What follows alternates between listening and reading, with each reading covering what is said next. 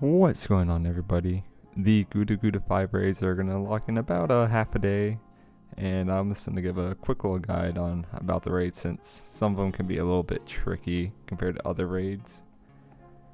So for this raid's first, you have to complete and be caught up with the Gudaguda story, so at midnight, reset whenever the new quests unlock, just quickly do those 2 story quests, and then once those 2 are done, that will unlock the different raids. Now there are 7 different raids to farm, and in total we need to defeat each Shinobu 3.4 million times. And we're not going to be as fast as JP, there's no way, but still some of them might go pretty fast. So first raid is going to be a single, so these raids, it's basically just one enemy. The highest raid level you can do is a 680k health, and that's for each of them. They each have their own sort of unique gimmick, and they drop different materials. So the saber one, it's a single target 680k saber, drops spear roots and fangs.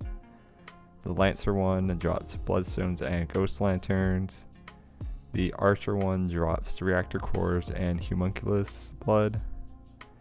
Rider one, which is probably the one that's going to go by the fastest, so if you wanted to farm this one at all, do this one first. It drops eggs and steaks, so if we were to kill one first, it's definitely going to be this rider one, so farm this one first.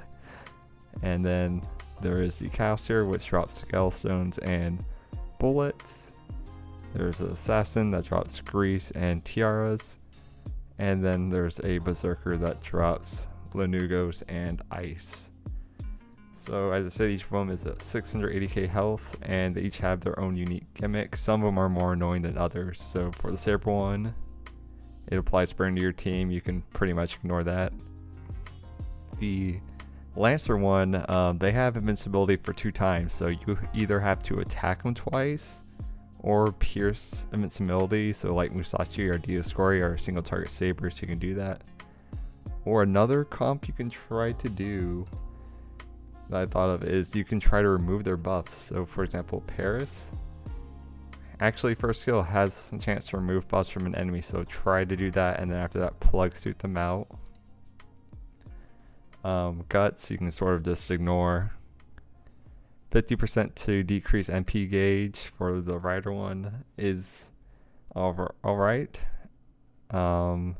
50% chance to nullify buffs, that one's super annoying, so for this one I recommend you bring Atlas Mystic Code to sort of cleanse your single target nuker. Curse for 3 turns you can ignore, and chance to evade, so this one's gonna be annoying, so you either need somebody with sure hit like Kuro, or you can try to bring somebody else with pierce invincibility like Musashi. Luckily this one's a berserker, so any class will do. Or you can try to go for buff removal like with Paris, or Santa Nightingale can also work, and since her skill also removes buffs.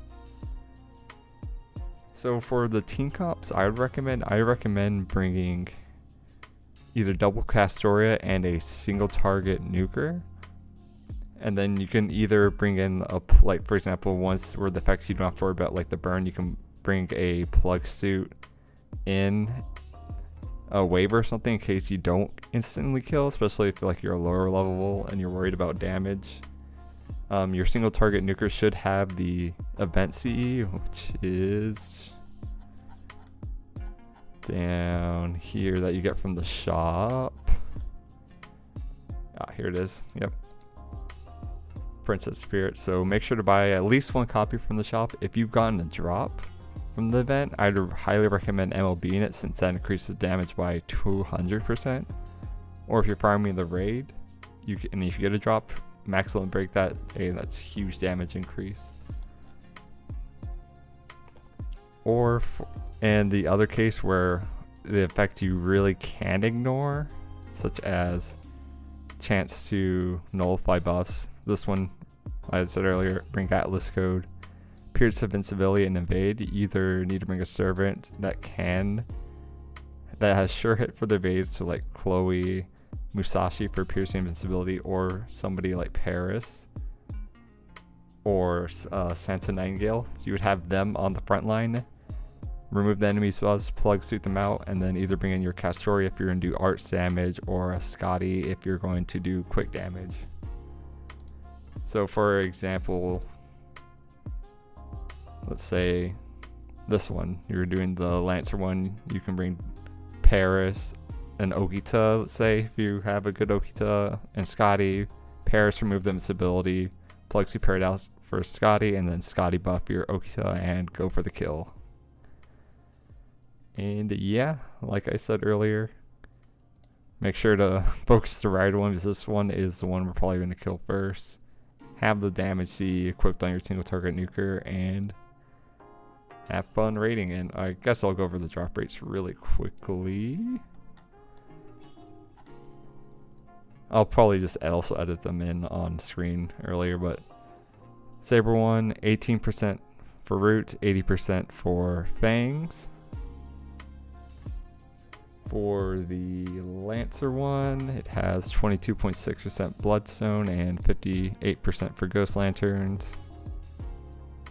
The Archer one, 22.7% chance for Reactor Core, 60% chance for Homunculus Blood. The Egg one, which is the Rider one, 17% chance for eggs and 80% chance for stakes. Caster, about 18% chance for Gallstones, 72.5% chance for bullets.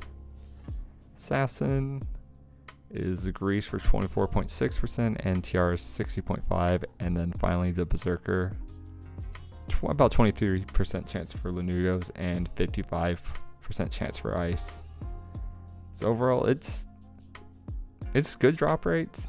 Definitely not the best, but hey, if you can one turn these, it is speed. Plus, you're also going to get QP if you need that, and also shop materials to help clear out shop. So ideally, if you go hard enough on the raids, you don't even have to worry about clearing shop afterwards.